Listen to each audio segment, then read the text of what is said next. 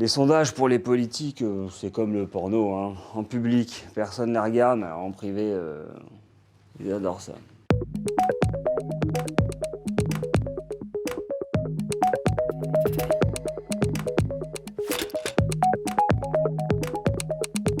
Les instituts de sondage sont soumis à des obligations légales, comme celle de donner la marge d'erreur du sondage. Il y en a qui n'aiment pas, mais nous, ça va. Bah, parce que soit le résultat est bon, et dans ce cas-là, bah, on avait raison. Soit le résultat est pas bon, et dans ce cas-là, on avait raison de prévenir qu'on allait se tromper. Bonjour à tous, aujourd'hui nous allons sonder vos intentions de vote concernant le candidat François Asselineau. Alors pour cela, je vous ai distribué des petites questions.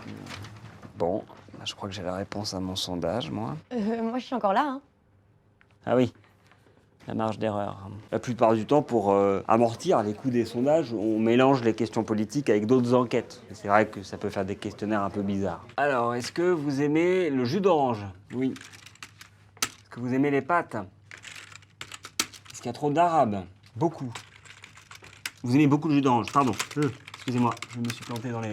Parfois, on peut tirer des conclusions un peu étranges des sondages. Par exemple, en ce moment, si on lit les études, on se rend compte que pour avoir la plus grande chance d'être élu président de la République, aujourd'hui, il ne faut pas être candidat. Ce qui prend beaucoup de temps, c'est quand on est obligé de tester toutes les configurations possibles pour voir ce que ça changerait aux intentions de vote. Oui, alors madame, cas numéro 65, si Anne Hidalgo dépasse les 30% d'intentions de vote... Oui, je sais, c'est peu probable, mais on est obligé de tout faire là. Parfois, les études de renseignement sont des sujets qu'on n'étudiait pas forcément. Par exemple, là, on a un sondage qui nous dit que les gens qui répondent aux questions en conduisant, bah, ils finissent rarement le questionnaire. Ce qui est drôle, c'est que les chiffres, on peut les interpréter de manière différente. Là, par exemple, on a le même sondage publié dans 2 journaux différents. 25% d'intention de vote, Macron l'éternel premier, et 3/4 des Français veulent qu'il dégage. Question de point de vue.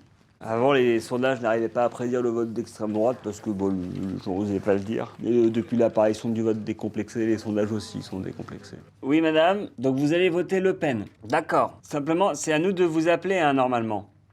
Non, oui, d'accord, ok, je note. Bah, très bien, je note. Aujourd'hui, les sondages sont indispensables à la démocratie française puisqu'ils remplissent 2 fonctions essentielles. Récolter l'opinion de ceux qui en ont et en donner une à ceux qui en ont pas.